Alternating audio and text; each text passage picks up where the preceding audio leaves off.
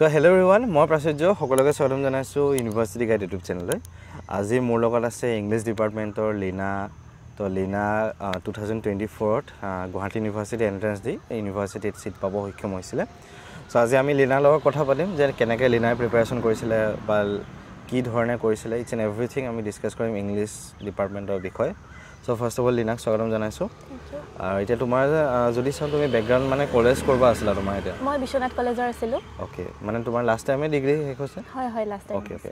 So এতিয়া তোমাৰ Guwahati university English ডিপাৰ্টমেণ্টৰ হি কেনেকুৱা ফিল হৈছে এতিয়া? ইয়াতে বহুত ভাল লাগিছে, যেনেকুৱা ভাবি আহিছিলো তেনেকুৱাই পাইছো বাৰু। অলপতো ডিফিকাল্ট হয় ভবাতকে, মানে কোৰ্সটো আৰু ক'ব হয় আৰু বাকি মানে এক্সাম এণ্ড মানে পঢ়া পেলে সেইখিনি হয় মাষ্টাৰ্ছতটো অলপ প্ৰেছাৰ থাকিবই, সেইখিনি অলপ টেকেল কৰিব লাগিব যিহেতু। আৰু প্লাছ তোমাৰ এতিয়া মানে গুৱাহাটী ইউনিভাৰ্চিটি ফ্ৰেণ্ডছ বা লাইফটো কেনেকুৱা পাইছে ইউনিভাৰ্চিটি? ইউনিভাৰ্চিটি লাইফটো ভাল লাগিছে দেই, মানে পঢ়াৰ লগতে গোটেইখিনি সমানে মেইনটেইন হৈ থাকিব লাগে আৰু ইয়াতে ইভেন্টটো হৈয়ে থাকে প্ৰত্যেক মাহে তো এইখিনি এনজয়মেণ্টটো চলিয়ে থাকে।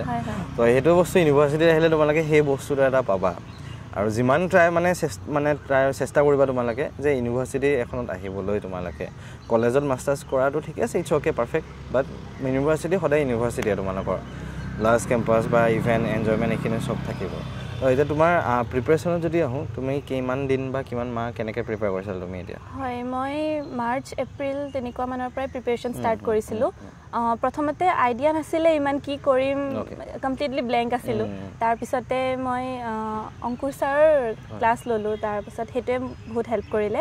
আৰু ছাৰে মানে আমাক একচুৱেলি ফাৰ্ষ্ট ছেমৰ পৰা ছিক্স ছেমলৈকে গোটেইখিনিয়ে চাবলগীয়া হয়, আৰু এইটো টাফে আছিলে আমাৰ কাৰণে, ইমান ইজি নাছিল গোটেইখিনি কভাৰ আপ কৰাটো।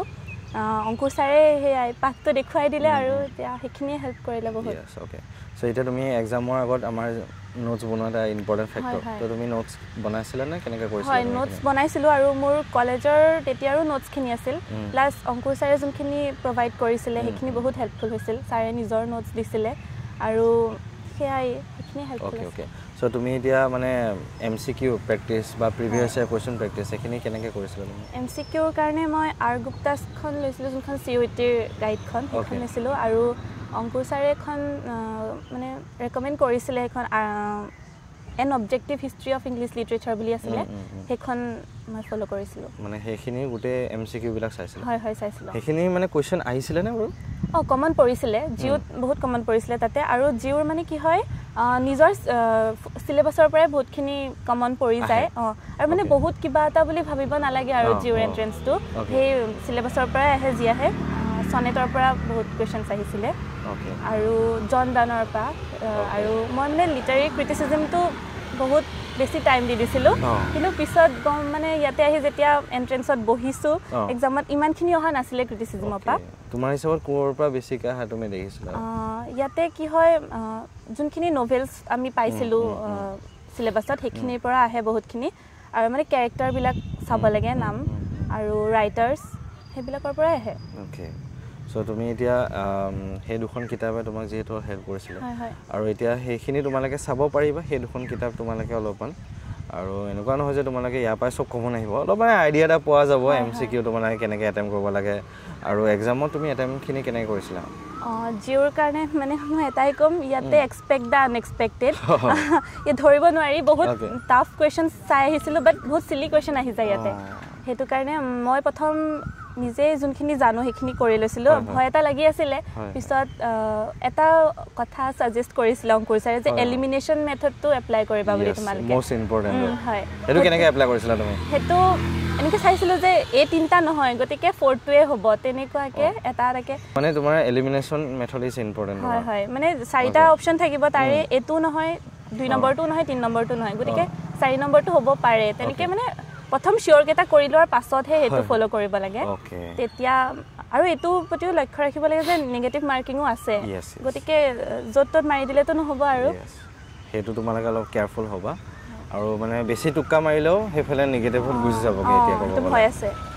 সো এতিয়া আমাৰ জিঅ'ত কাট অফ যদি চাওঁ, তো লাষ্ট টাইম তোমালোকৰ কিমান টপাৰজন মানে ফাৰ্ষ্ট গৈছিলে?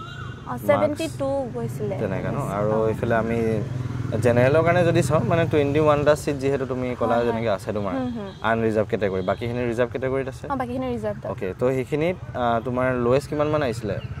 ওবিচিৰ মানে তোমাৰ মানে হেৰি আৰু আনৰিজাৰ্ভ কেটেগৰী তোমাৰ আনৰিজাৰ্ভডত লোৱেষ্ট 51-50 তেনেকুৱাই আহিছিলে সো সেইকাৰণে লাষ্ট টাইমতকৈ এইবাৰ অলপমান বাঢ়া দেখিছোঁ হয় হয় বাঢ়িছে আমাৰ টাইমত বাঢ়িছিলে বহুত তো সেইকাৰণে তোমালোকে মানে আনপ্ৰেডিক্টেবল প্ৰথম তুমি যেনে ক'লা আজিও কুৱেশ্যন পৰা প্ৰেডিক্ট কৰিব নোৱাৰে ইমান বেছিকৈ তো সেইকাৰণে তোমালোকে মাৰ্কছটো বেছি প্ৰেডিক্ট নকৰিবা আমি আগতে দেখিছিলোঁ লাষ্ট টাইম মই কৈছিলোঁ ভিডিঅ'ত যে তোমালোকৰ যে 40 যে মানে সুইট স্পট 40 মান পালে চিট পাই যাবা খালি সেই বস্তুটো যোৱাবাৰ ফেইল হোৱা দেখিলোঁ আমি হেতুৱে ভাবি আছিলোঁ পিছত ভয় খাই গৈছিলোঁ যেতিয়া মেৰিট লিষ্টখন আহিলে মানে বহুত বাঢ়ি গৈছে বহুত জাম্প হৈ গৈছিল তো সেইকাৰণে যোৱাবাৰ যিহেতু মেৰিট লিষ্টত বহুত জাম্প দেখিছোঁ তো সেইকাৰণে তোমালোকে মানে এইবাৰ ইমানটো পালে হৈ যাব সেইটো নাথাকিবা যিমান পাৰা মানে বেছিকৈ শুদ্ধ কৰিব চেষ্টা কৰা বেছিকৈ মানে মাৰ্কছ আনিব চেষ্টা কৰা লাগিলে তোমাৰ কেপাচিটি যদি 40 আছে তুমি যোৱা 60-50 যোৱা তুমি নিজক পুশ কৰা তুমি সেই পুশটো তুমি আনিব অলপ চেষ্টা কৰিবা আৰু যদি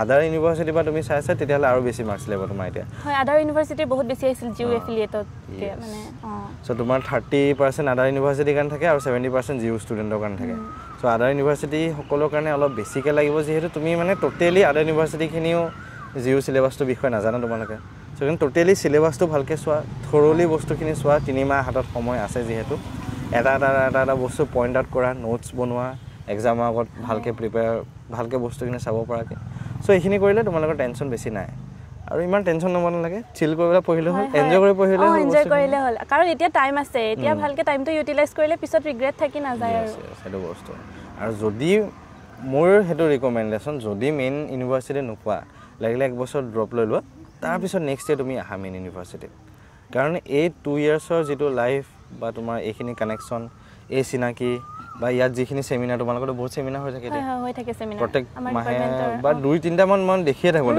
সেইটো আমাৰ টক আৰু হেৰিও হৈ থাকে ন টকবিলাকো হৈ থাকে কিবা এনেকুৱাকৈ হয় হয় আমি বহুত দিয়ে থাকে মানে আমাৰ ডিপাৰ্টমেণ্টত মেমৰি টক সেইখিনি থাকে সো তাত তোমালোকে বহুত ডাঙৰ মানুহৰ লগত চিনাকি হৈছা তোমালোকে যেনেকৈ আমাৰ প্ৰফেচাৰ্ছ কেইজনো মানে তেওঁলোক বহুত ফেম থকা আৰু তেওঁলোকৰ ওচৰত পঢ়িবলৈ পোৱাটো এটা লাক বুলি ক'ব পাৰি আৰু এইটো মানে নৰ্থ ইষ্টৰ ভিতৰত ক'ব গ'লে বেষ্ট ডিপাৰ্টমেণ্ট ইংলিছৰ কাৰণে নৰ্থ ইষ্ট বা ইষ্ট ইণ্ডিয়াত বেষ্ট ডিপাৰ্টমেণ্ট আমাৰ গুৱাহাটী ইউনিভাৰ্চিটি ইংলিছ ডিপাৰ্টমেণ্টৰ চ' সেইকাৰণে মেইন ট্ৰাই কৰা ভালকৈ যদি নহয় নেক্সট আহা কোনো কথা নাই লাইফ ইজ টু লং আৰামছে 1 বছৰ ড্ৰপ দিলেও কোনো কথা নাই 1 বছৰ ভালকৈ প্ৰিপেয়াৰ কৰা ভালকৈ পঢ়া নেটৰ কাৰণে হেল্প হ'ব 1 বছৰ পিছত পাই যোৱাৰ পিছত সেইটো ৱৰ্থ ইট হ'ব আৰামছে ৱৰ্থ ইট হ'ব তোমালোকৰ চ' এইখিনি কৰা আৰামছে ঠিক আছে ভালকৈ প্ৰিপেয়াৰ কৰা চিল কৰি এনজয় কৰি পেলাই পঢ়া বস্তুখিনি টেনশ্যন ল'ব নালাগে আমি সেইটোৱে ঠিক আছে thank you Leena welcome and সকলোকে ধন্যবাদ ভিডিঅ'টো চোৱাৰ বাবে চেনেলটো ছাবস্ক্ৰাইব কৰি দিবা থেংক ইউ